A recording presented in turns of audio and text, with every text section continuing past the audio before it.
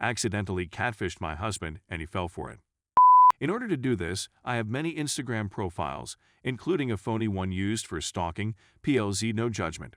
I made an unintentional remark on my husband's Instagram story tonight, while using the fictitious page. I was completely convinced that I was on my own page. He was performing at a wedding and I was reflecting on the setting. His response was strangely seductive, and after a few back-and-forth conversations, I realized we were communicating via a fictitious web page.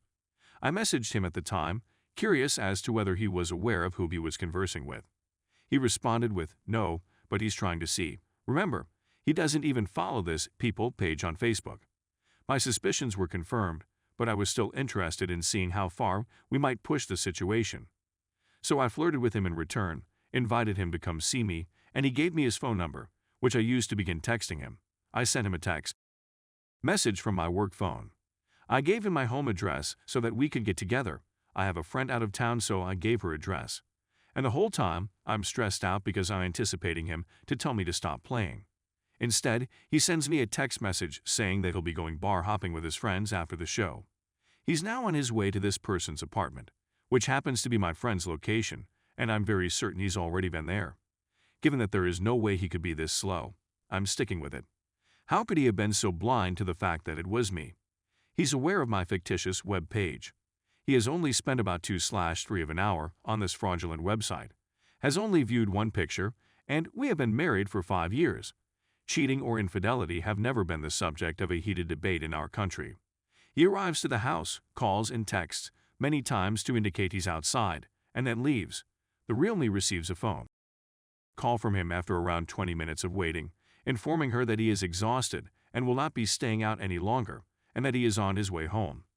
When he returns home, he seems to be in his regular state, so I'm wondering whether he was really interested in meeting this strange woman in the first place. I'm completely taken aback by this. I text him from my work phone while he is at home, apologizing for not responding sooner and giving some explanation for not responding earlier, but welcoming him back if he was feeling low, and so on. In the meanwhile, this MF comes to me and says he still wants to go hang out. He hasn't been out or seen his friends in a long time, so it seems like a good idea to him. At that point, I contact him as the female and tell him that it would be better if he came the next night, which he agrees to. I went through his pockets and car looking for condoms or purchase receipts, but there were none to be found. I had a friend send me the ring video, and he was definitely in attendance. It's quite degrading. I'm really baffled since this is something I never expected to hear from him. I'm embarrassed that I brought about this situation, and addressing him about it would be a ludicrous idea. Because I've never been cheated on before, I wouldn't even know where to begin approaching him. But he genuinely went to the home of a random Instagram gal, didn't he? I'm in a bad mood, upset, and enraged, as though I can't put my confidence in him. What can I do to move on from this situation? Please keep this in mind for the future. When we were 21 years old, we were married after dating for 6 months. We are now both 26 years old. Story 2. Found out my boyfriend, 25 of 5 years, has been cheating on me, 23, with a 17-year-old. I discovered out last night that my boyfriend of 5 years has been cheating on me for who knows how long with a 17-year-old who works for him. He's the manager. Some context. He was a deadbeat bum for the first 4 years of our relationship. He couldn't complete community college. He couldn't finish his personal trainer certification. He tried Uber but only worked about 5 hours a week, so he had no money. Throughout it all, I was at his side to support him despite still being a full-time student and working full-time because I really cared about this guy. He resided in every apartment I moved into, and I wished I could spend every minute with him and him with me.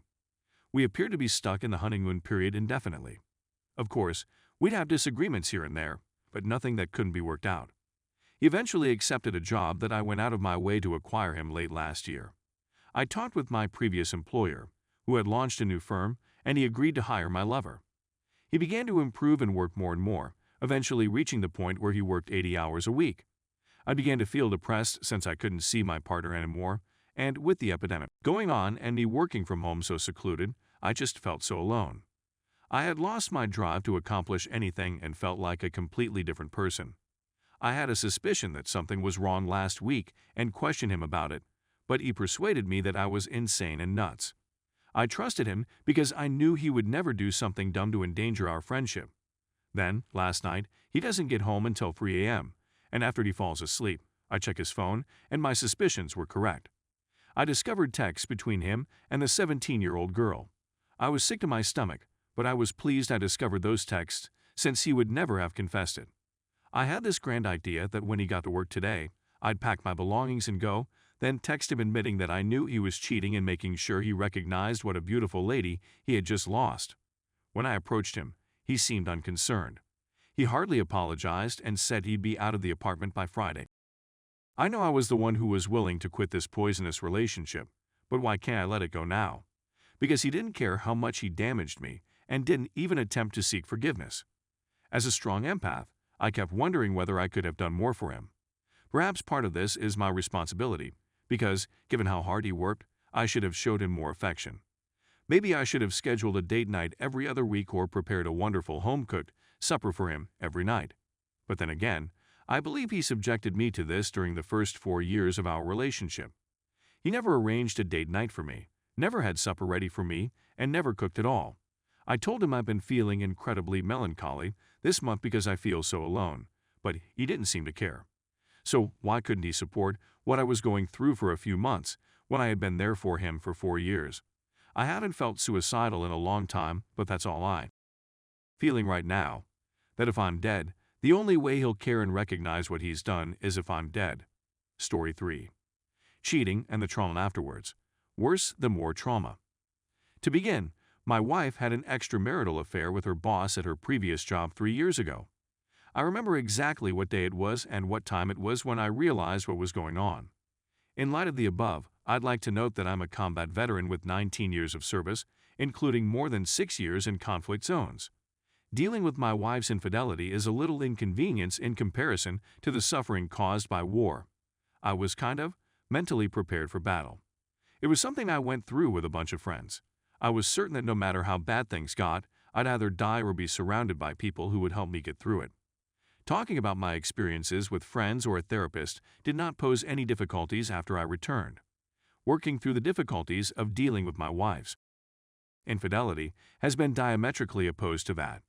It's been a complete and total alienating experience. I'm unable to discuss it with my family or friends because of the nature of the situation. For starters, they'd be surprised as to why I'm still with her and how someone as evidently strong and successful as I could continue to be with her after her affair with my ex-husband. Then there's the fact that it's a complete and utter emasculator. The whole experience made me feel as destitute as whale feces at the bottom of a deep ocean. On top of that, I'm always depressed, which is a difficult situation for me. I'd have been deceived by the person who had been my rock for so long, the person in whom I had placed my deepest secrets, the one who had offered the steadiness I needed to be effective and honest while fighting in Iraq and Afghanistan.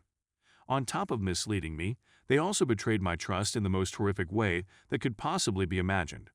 When I was at my lowest moment in life, my wife used to be my most trusted confidante. And now, she is the one who has brought me to my knees, and she is the one with whom I want to talk, but I'm worried I won't be able to. Because she is the one who set the ball rolling on this whole thing.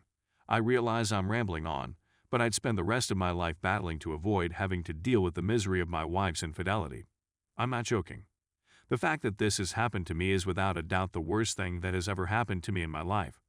I understand that I should just move on and get over it, but I'm not sure how to do so. No one understands why I've been laying awake at night with tears flowing down my cheeks, and there's no one I can turn to for help. There is no one with whom I can communicate. It's a very dreadful existence.